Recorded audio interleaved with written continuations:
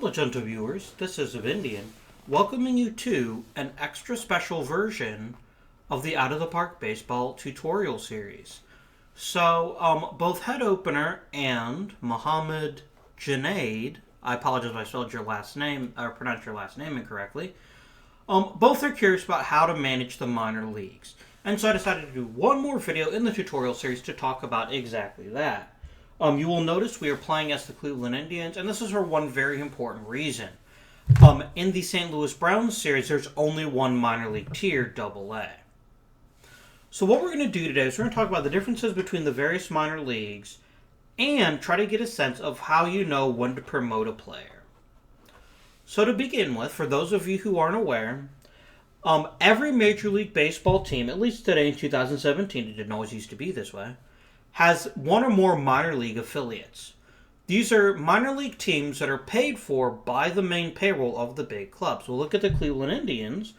We'll notice they have a total of 7 minor league teams. And minor league teams come at different levels, and at different stages in a player's career, they can expect to go through some, all, or in very, very rare cases, none of them. It's been a very long time since a player went straight to the majors and had any kind of success. Ken Griffey Jr. is one very famous example of a player who never spent a day in the minor leagues. It's really uncommon, and I'll try to explain why here in just a couple of minutes. Now, I'm not using the normal overall potential number system here. I could set it up, but frankly, it would waste time, and it's not that important. Because some of the things we're going to be talking about are just universally applicable. Okay.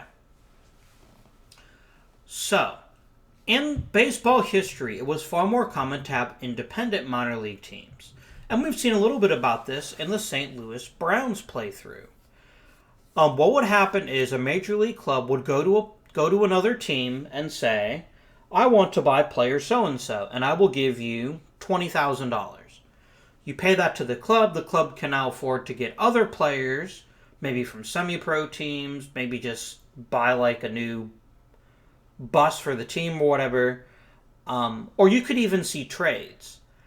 For example, the New York Yankees bought Joe DiMaggio from one of the few remaining independent minor league teams. I believe it's still independently owned, the San Francisco Seals.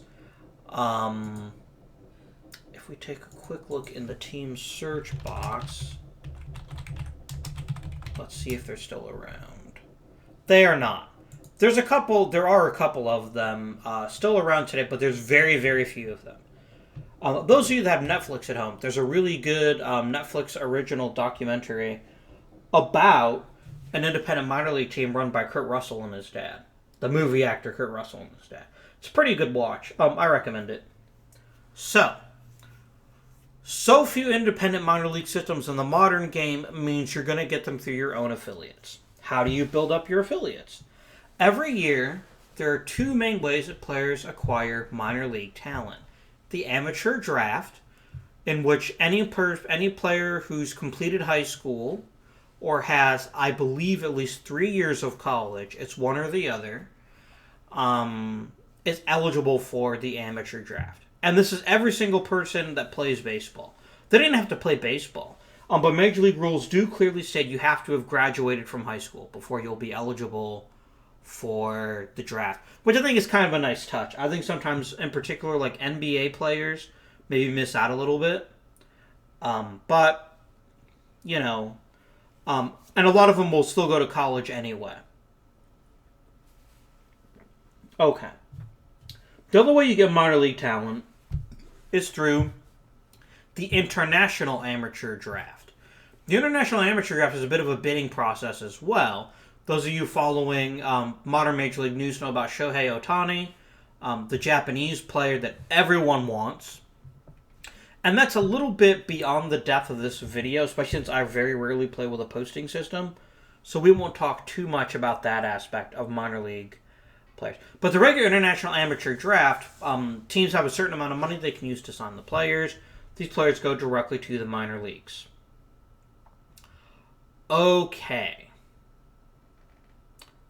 So now, let's talk about minor league levels. Now, in the past, there were actually more minor league levels than there are now. Today, there are, let me think, I do the math. Sorry, it's early in the morning. 1, 2, 3, 4, 5. There's 5 generally accepted minor league levels. There's AAA, AA, High A, Low A, and Rookie Ball. And different players will tend to start at different legs of the journey. Players gone through the amateur draft, if they finished high school, will most likely go to the rookie league. Now, the rookie league, as well as low A, are what are considered short season leagues. They don't play a full minor league schedule. I believe a full minor league schedule is like 130 games? It doesn't list games started. That's unfortunate. That's not helpful. It's like 130 to 140 games, and it does depend slightly on the minor league, but they all have right around the same amount. Not quite a full major league season, but pretty close. Whereas the rookie league is maybe only 70 or 80 games. Because it only starts after the draft. And the draft happens in, well, let's see, in this version of the league, I think it starts in June. Yeah, in June. So they're only playing for about 2 to 3 months. It's a good way to introduce them to baseball, the way it's played in the majors, and hopefully help them work their way up the system. So typically, rookie league ball is your lowest. Now, the Indians have 2 rookie league teams. They have one in what's called the Arizona Fall League, which is called the Cleveland Indians. I know it's not terribly original, but you can't have everything. And the other one is the Dominican Summer League, which is also called the Cleveland Indians. The Dominican Summer League is specifically designed for players, because the Indians have an academy in the Dominican Republic. It's specifically designed for non-American players. People who learning English is just as important, if not more important, than learning how to play baseball at a major league level. The Arizona Fall League, by contrast, is just normal play. I'm trying to think. Is this the Arizona Fall League, or is that the... No, Arizona Fall League is a winter league. What does AZL stand for? No, I'm curious. I'm just going to see really quickly what AZL stands for. Arizona Rookie League. Okay, my apologies. OOTP does support what are called winter leagues. These are purely instructional leagues that players can go to like really warm places and play baseball in the wintertime. It's not very long. It's only like 20 or 30 games, and it's just a place for people to get extra experience. But at the end of the day, it's not super important. And OOTP doesn't use them normally unless you enable them manually, so we'll kind of set that to the side. Now, if a player is a college player, he's going to be a bit older, a bit too old for rookie ball. Some still go to rookie ball anyway, but most of them will actually go to what's called low A. This used to be called short season ball, but now we just call it low A. And in this case, it's the Mahoning Valley Scrappers. Curiously, of all the Indians minor league teams above the rookie level, all but one of them are actually in Ohio. The Lynchburg Hillcats are in Carolina. I forget if it's North or South Carolina, but everyone else is in Ohio. Mahoning Valley might actually be in Pennsylvania, actually. It's not that important. We'll just continue. So your older players or your very advanced high school players will typically go to the Mahoning Valley Scrappers or whatever your short season A team is. An OOTP designated by A- or low A. Like the Rookie League, it is a short season league. Unlike the Rookie League, the challenge is a little bit higher. Actually, it looks like the Indians have 3 A teams. They also have a normal A, and then they have high A, which is actually somewhat unusual. Like, if we look at the Cardinals, for example, I bet they won't have all 3. Oh, they do have all 3. They actually have 3 Rookie League teams. Shows what I know. What about the... I think the Yankees tend to have... No, the Yankees have... Crap, the Yankees have lots of them. Okay. I think the other one is called Mid-A, to be honest. The real majors just have High A and Low A, to the best of my knowledge. I think this is just them trying to make a distinction here, because this version of Low A is a short season league. This version of Low A is a full season league. So I'm going to call these Low A, because the talent levels are roughly the same. This is just a full minor league season. This is just part of one. So the first real test for most minor leaguers is going to be low A full season. In this case, the Lake County Captains, who were very, very close to where I used to live. I used to live up in Cleveland, and I lived very close to the Lake County Captains Stadium. I never got to see a game for lots of reasons, but it was a possibility. When you're thinking about who to promote, you're always going to want to check their stats. But you always need to keep in mind that stats are relative to the league they play in. So Will Benson, we can pretty clearly see he spent the previous season in rookie league ball. And he's only 18, so that makes a lot of sense. I wonder if we can see how he got acquired. He was drafted. Okay, so he was drafted directly from a high school. So Will Benson went straight to rookie ball, which is not uncommon. And he kind of struggled a little bit. We can tell that from the stats here. We're not going to look at advanced stats for this episode so much. I like to focus on WAR and OPS plus, and then I'll sometimes check their fielding stats. And you can see he hardly ever played the field. And when he did, he just didn't play the field much. So, what's most important when evaluating a minor league player? Number one, and it's going to seem kind of counterintuitive, but it's important, is this number right here, plate appearances. Because minor league seasons are shorter than major league seasons, plate appearances are a very important barometer of how advanced a player is. So you need to make sure that they have a lot of experience at a level before you promote them to a new level, or that they just destroyed the competition.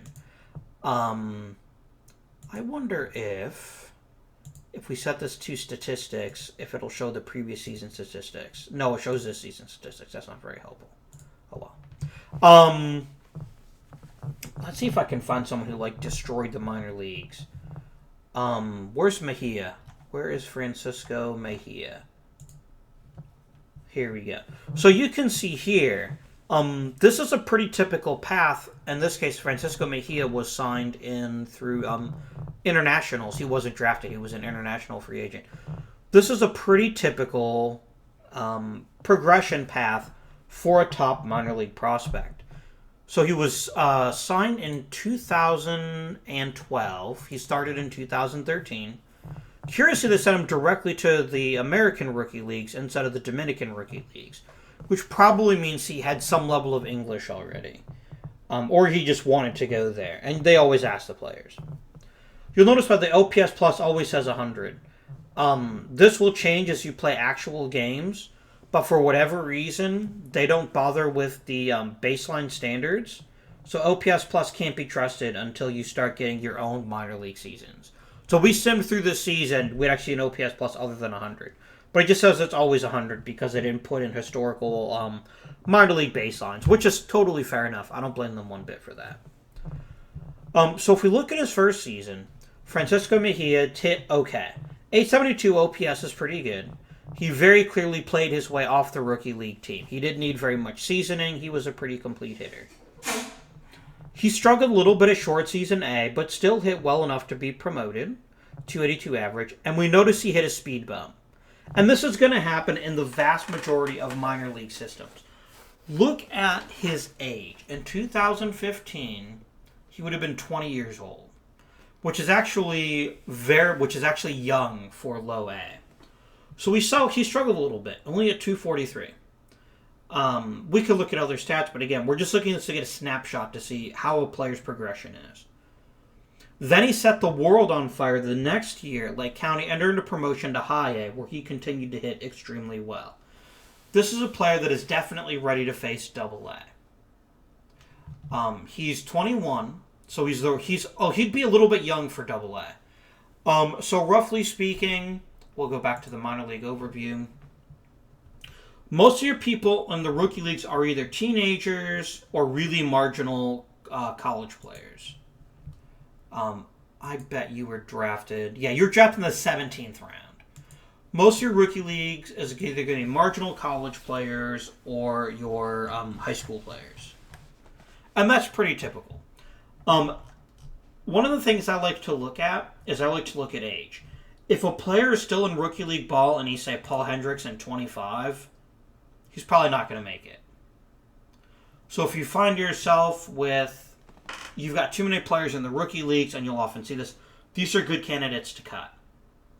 If he's 25, he's never had an outstanding year, he's barely even gotten into any games, he's probably done. He's probably not a real major leaguer. For every amazing story like Jim Morris, was it Jim Morris? Yeah, it was Jim Morris in the Disney movie The Rookie. For every amazing story like his, there's like 500 others where they just suck. And they're just not good enough to play Major League Baseball. And that's fine.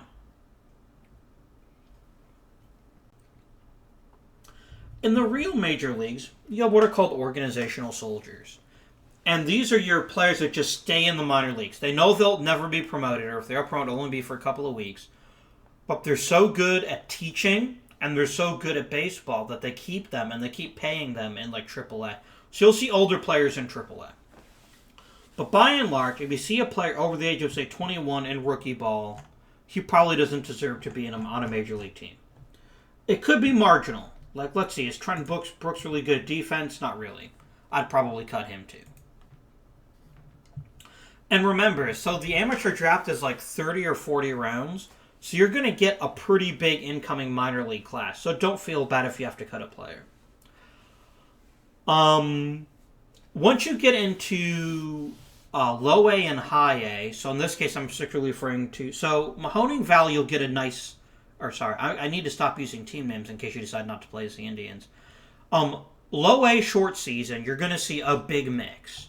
But it's going to be mostly players in their 20s. You'll get a Will Benson, a high school player who hits the ground running and goes right in a short season. Actually, Will Benson, based on his offensive stats, I would like to keep him in rookie ball for another season. But short season A and rookie are so close in relative talent level that typically developmentally it doesn't really matter which one they're in. What matters most is that they've got playing time and that they've got an open spot. Remember I said plate appearances were the most important stat for a rookie?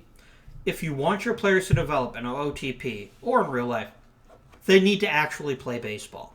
If a guy surfs the bench, he learns very little. He needs to play. So sometimes it's good to have a player at a lower minor league level than their talent suggests, just so they can play every single day. This is very common.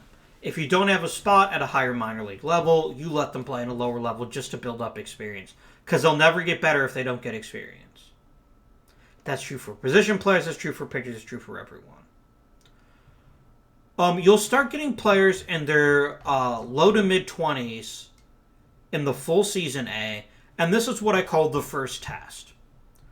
Many players will light it up in short season ball and then just have problems enduring full season. So Lake County for the Indians, or full season A, full season low A, is stop one. This is where, okay, I need to see what he's got. I personally will put really talented players, even if they're right from the draft, into low A if I think they can handle it. If they've got a strong injury history, if it says they're normal or durable. And you'll get high school and college stats too, by the way, once you start getting your proper drafts. And you can look at those. I'll do this especially with college players. If I think that a stint in Mahoning Valley is necessary, I'll promote him to Lake County. We'll start him off from there. High A is he can handle full season ball pretty well. We just want him to face some tougher competition. And again, mostly players in the low to mid-20s. Age levels for A in general are roughly the same. Roughly. Double A is the gatekeeper. If a player can't make it in Double A, they almost certainly cannot make it in the majors. There's lots and lots of cases in history where a player does really well in Double A and leapfrogs Triple A. Because AAA has a different purpose we'll talk about here in a moment. But Double A, and you'll see players from a very wide range of ages, everything from low 20s to late 20s. Even a couple of 30-year-olds if they have some kind of special talent. This is where men are separated from boys. If you cannot handle Double A, you will almost certainly not make it in the major leagues. So it's a good test. A lot of the players are semi-close to major league quality. Some organizations, when they do a minor league rehab, when they've got a player coming off a disabled list, they will actually send them to Double-A. So you'll get a few genuine major leaguers mixed in with the prospects and the organizational soldiers. I also call Double-A the last truly developmental league because it's generally the last league where you're going to see gigantic leaps. If a player's like a star and a half like Greg Allen, his last chance to show that he's got lots of potential, that he can really improve, is generally in Double-A. They'll continue to improve in Triple-A, but you almost never want to put a borderline prospect in Triple-A. You want to put him in Double-A usually. Triple-A is usually too tough. This is because Triple-A is where all the players you have that you want to be major leaguers but you don't have a spot for play. So you're going to get a lot of 30-year-olds in AAA.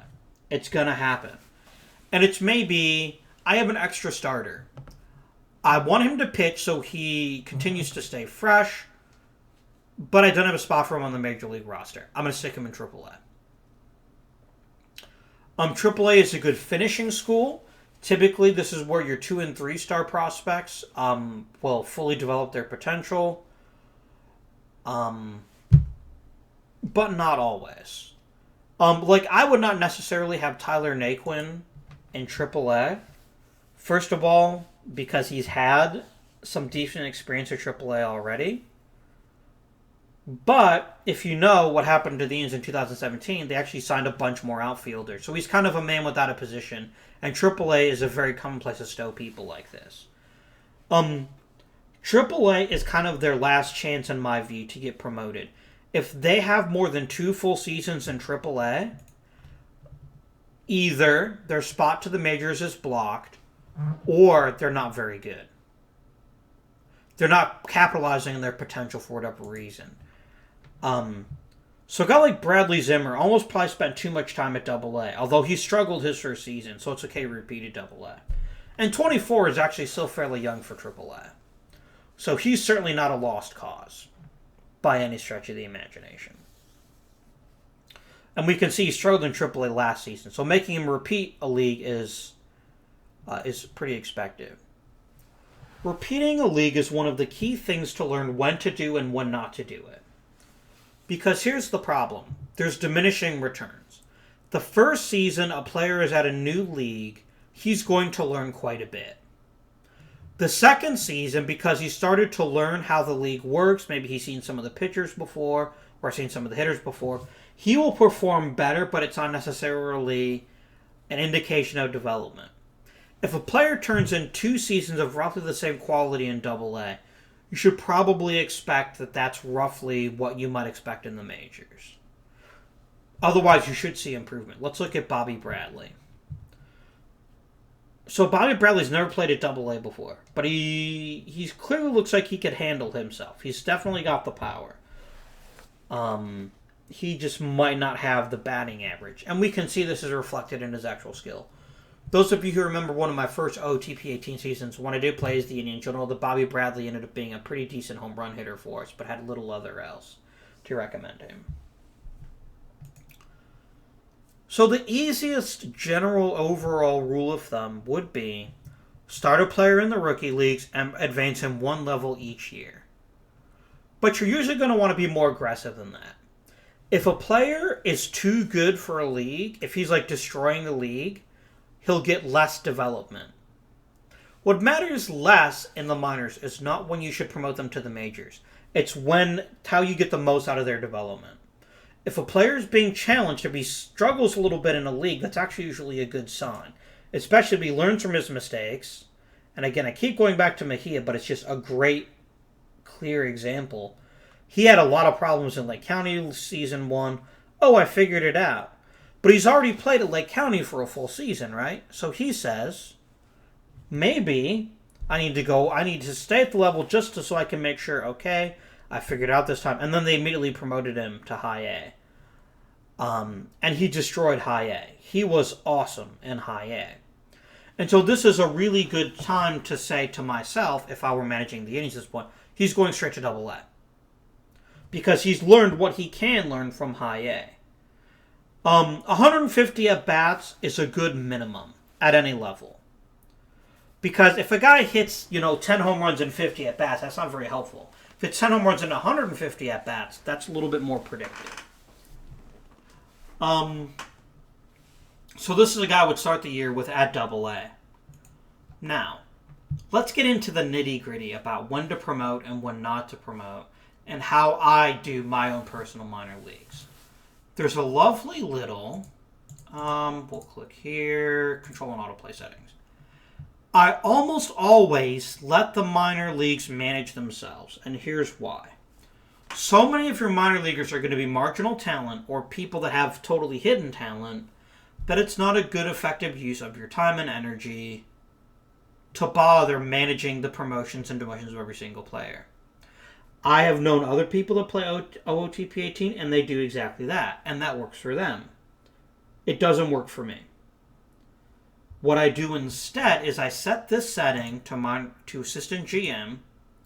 One of the few cases, by the way, an Assistant GM matters. I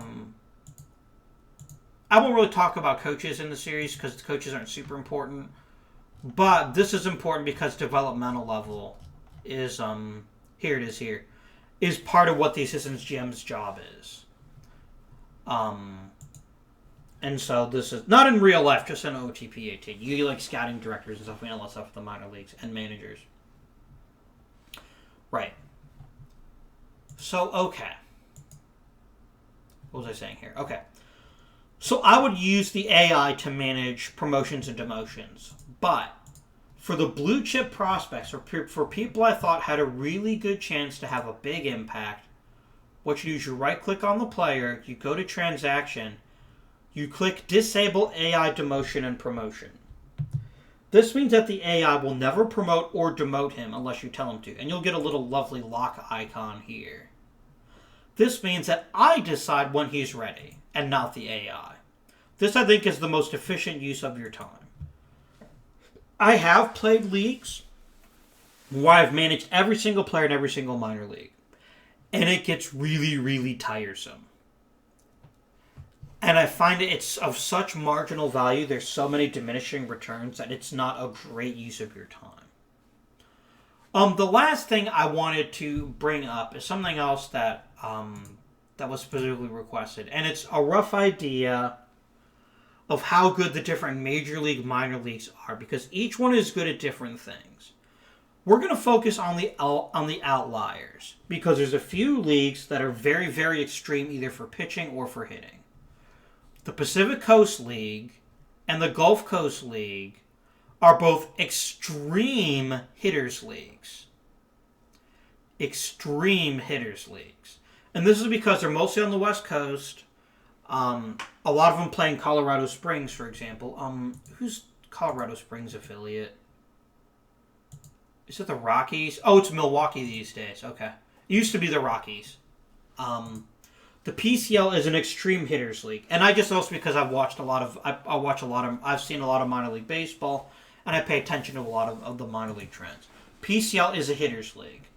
The South Atlantic League, sometimes called the Sally League, is a pitchers league. The Southern League is a bit of a pitchers league. A lot of these others are roughly neutral. But the big ones to remember are Pacific Coast League and Gulf Coast League, the two coasts. Those are both extreme hitters leagues. And so you'll see players that have fantastic AAA stats, but you'll see it's a PCL team, and you'll have to adjust your things manually. If a guy hits 300 for the Colorado Springs Sky Sox, he's maybe not as effective. Let's look at someone like Orlando Arcia. Yeah, he actually didn't hit that well. This is actually kind of a red flag. Players should be destroying AAA, or should be destroying the Pacific Coast League if they're a good hitter. Of course, we know in real life Orlando RCX turns out to be pretty decent. Where's another example? I want a more extreme example. Brinson, maybe? Yeah, look at these silly numbers he put up in AAA. Just silly numbers. And part of it is because, and he's only 22, this is the park. This is the park. They're all very, very heavily offensive leagues, and that's why it's something to pay attention to. For 99% of you, this won't matter, but just know that when you're evaluating players, watch out for the PCL. The only way I can tell you to find this out for yourself is you check the park factors, which would be under info. No, it's not under info. Crap. Settings. There we go. And they'll all have park factors over 1,000. So if we just kind of, let's see, if we look at the Grizzlies. The Grizzlies are a rare example. I think Reno's got a crazy park factor. So this means that it's 21% more likely to hit a triple here than it is in a normal stadium. It's just insane. And a lot of the Pacific Coast League teams are like this. I think Round Rock is another example. Round Rock's actually pretty neutral. And so your best bet is actually to, rather than rely strictly on this league is good, this league is not, is actually check the individual team. So if we go back to the Indians and we check each individual minor league team of theirs, we'll notice that all of their parks tend to be fairly neutral. Columbus is literally perfectly neutral. Akron is a slight pitcher's park. Lynchburg is a very slight hitter's park, but it does suppress home runs. Mahoning Valley is a slight hitter's park. It suppresses doubles, but other than that, it's pretty decent. Very weird park here. It severely suppresses home runs from lefties, but promotes them from righties. And again, so you'll notice the Indians tend toward pitchers' parks. And that's, I think, understandable. Because the Indians have always been kind of focused on pitching. Plus, that's how progressive field / Chickens field plays. You'll notice it suppresses triples and it suppresses home runs overall, unless you're a left-handed batter. And so this is something to keep in mind. It always matters to check context. Make sense? I hope it does make sense. I know we went over minor leagues quite a bit, and this is just something you have to learn by doing. But I wanted to give you guys that introduction to the minors just so you know how they work, how they intertwine, and where we go from there. So I hope you've enjoyed the video. If you have, please feel free to like and subscribe. Do comment down below if you have further questions. Tomorrow we will resume with the St. Louis Browns because I really want to take them at least up to free agency and just show you guys how much the game changed between the reserve clause and free agency. It's pretty crazy. That's a lot of seasons away, but until OOTP 19 comes out, at least I'll probably keep playing 18. Unless people just get sick of it, or if I get sick of it. Probably won't, but who knows. But until next time, this has been Avindian, and I bid you good day.